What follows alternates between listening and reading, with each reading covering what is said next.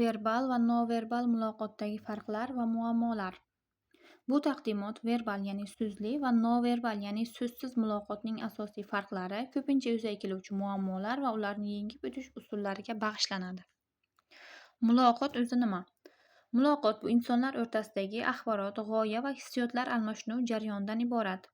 Turlari asosan ikki xil, ya'ni verbal, og'zaki yozma yoki noverbal ya'ni yuz ifodasi, imo-ishora va tana tilidan iborat.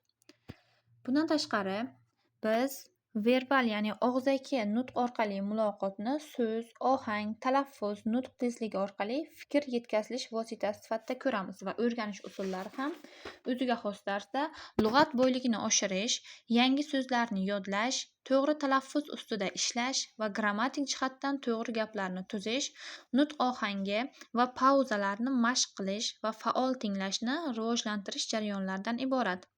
Amaliy mashqlar esa dialog, hikoya tuzish, qayta so'zlab berish, rolli yoki sujetli o'yinlar ketma-ketlikdan iborat bo'lib hisoblanadi.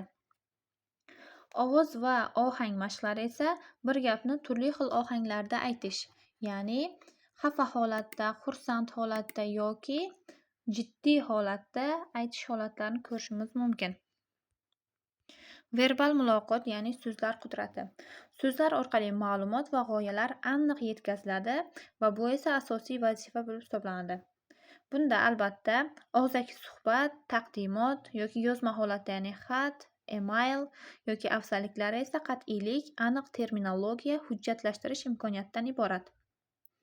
Verbal so'zli aloqada albatta biz so'zlardan faol tarzda foydalanamiz. So'zlar, nutq, til orqali ma'lumot almashinuvi aniq va to'g'ridan-to'g'ri ifodalanadi. Va noverbalda esa aksincha muloqot yuz ifodasi, imo-ishoralar, ya'ni bunda mimikada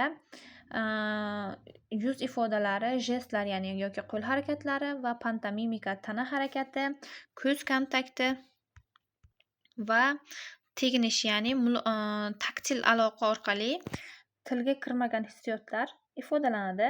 Bunda albatta so'zlarsiz ham katta ma'no berishi mumkin. Hissiyotlar, niyat va munosabatni o'zida aks ettiradi bu jarayon.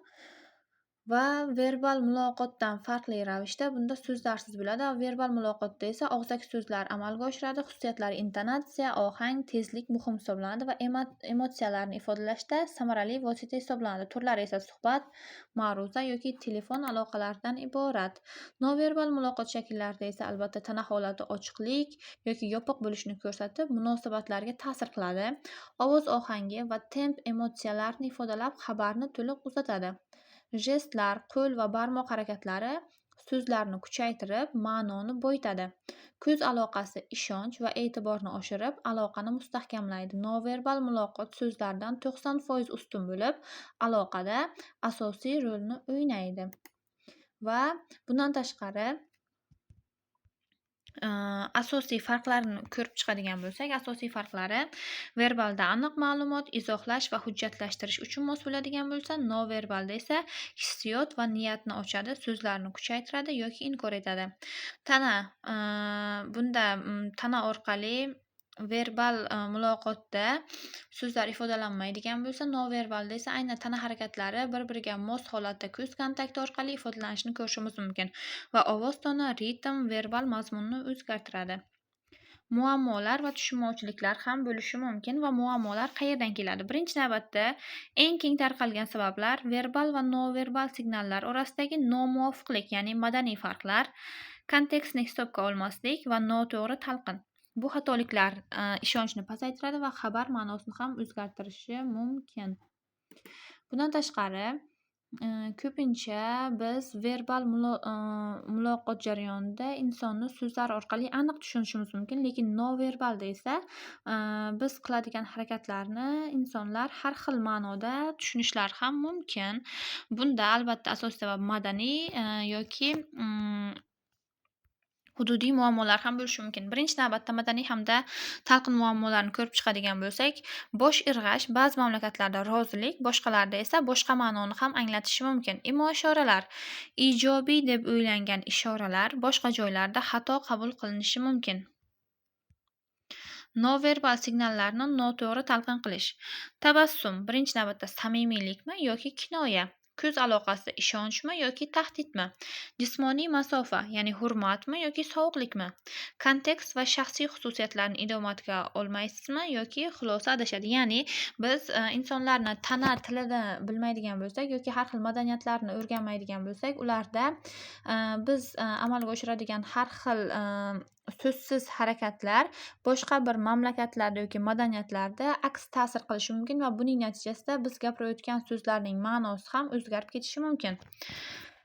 Biz noverbal muloqot vositalarini qanday qilib rivojlantirishimiz mumkin?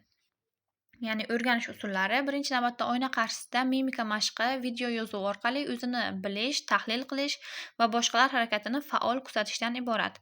Amaliy mashqlar esa so'zsiz tushuntir, ya'ni mimika mashqi, quvonch, g'azab, qo'rquv, hayrat holatlarini amalga oshirish, ko'z kontakti mashqi 5-10 soniyada amalga oshirish yoki jestlardan foydalanish. Shunday qilib biz ko'rib chiqadigan bo'lsak, ayrim bir sindrom, masalan, autizm spektr buzilishlarida nutqi kechikib rivojlanishi, noverbal xususiyatlar, ya'ni so'z boyligi kam, dialog qura olmaydi, intonatsiya noodatiyligi, nutqni muloqot uchun emas, balki ehtiyoj uchun ishlatish holatlarini ham ko'rishimiz mumkin bo'lib hisoblanadi. Farqlarga keladigan bo'lsak, albatta ikkita yoki ko'p obyektlar orasidagi farqlarni aniqlash va baholash jarayonlarida verbal hamda noverbal muloqotlarni ko'rib chiqishimiz mumkin. Verbal muloqotda albatta so'zlar orqali aniq ma'no yetkaziladigan bo'lsa, noverbalda esa ma'lum bir tana tili yoki ko'z kontakti, mimika ishoralaridan foydalanishimiz mumkin.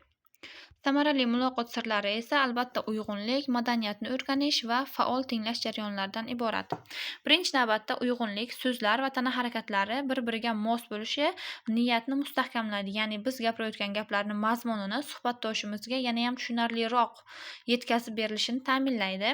Madaniyatni o'rganish esa turli madaniyatlardagi noverbal ma'nolarni bilish va xatoliklarni kamaytirishga olib keladi. So'zlar, ovoz toni va tana tilini birgalikda kuzatish, tasdiqlash uchun savol berishdan iborat va bu narsa faol tinglashni ichiga kirib ketadi. Xulosa o'rnida aytadigan bo'lsak, verbal va noverbal muloqotni birgalikda anglash kundalik va kasbiy munosabatlarda samaradorlikni oshirishi mumkin. Keyingi qadamlarda esa o'z muloqotingizni qayd etish, tanangizni kuzatish va mashqlar qilish, madaniy xilma-xillik bo'yicha turli xil qisqa treninglar o'tkazish, faol tinglash jarayonlari va ochiq savollar orqali tushunishni tekshirishdan iborat. Xulosalar va amaliy maslahatlar esa xulosalarni qisqa va aniq jamlash, maslahatlarni misollar bilan berish, kelajak uchun strategiyalar tuzish va natijalarni grafiklar bilan ko'rsatish jarayonlaridan iborat bo'lib hisoblanadi. Va shunday qilib biz ham verbal, ham noverbal muloqot vositalaridan faol foydalanadigan bo'lsak, suhbatdoshimizga o'zimizning fikrimizni aniq bayon etishimiz mumkin bo'ladi va axborot almashinuv jarayonini ham samaradorligini mustahkamlash uchun xizmat qiladi.